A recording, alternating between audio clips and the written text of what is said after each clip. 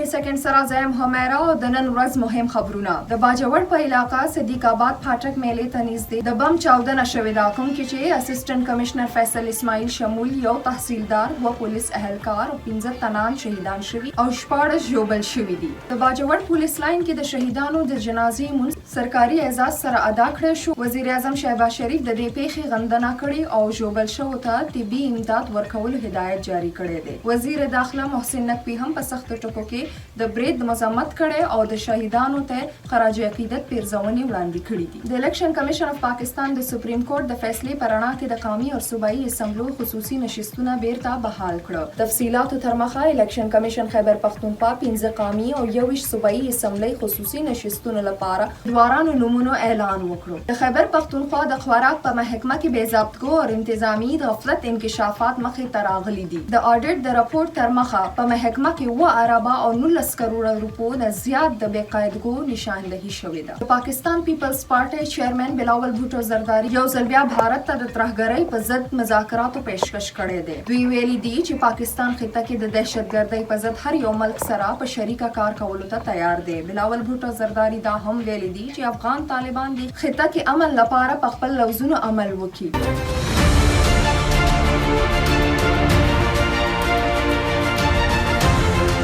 نېشنل الیکټریک ریګولیټري اتھارټي نپرا د جولای رومبۍ ورځ نه د بجلی په قیمتونو کې کمی راوستې ده بجلی مصرف کوونکو لپاره فی یونټ €1 14 پیسې کمی کړې ده د امریکای صدر ډونالډ ټرمپ ویلي دی چې اسرائیل په غزا کې 15 ورځو په جنگ بندۍ شرطونه منلي دي او په دې ورځو کې مکمل توګه جنگ بندۍ امکان هم څرګند کړی دی خو خپل بیان کې د شرطونو وضاحت نه دی کړی دا تر دې د مهم خبرونه نورو خبرونو او معلوماتو لپاره سونو پښتونخوا سره اوسئ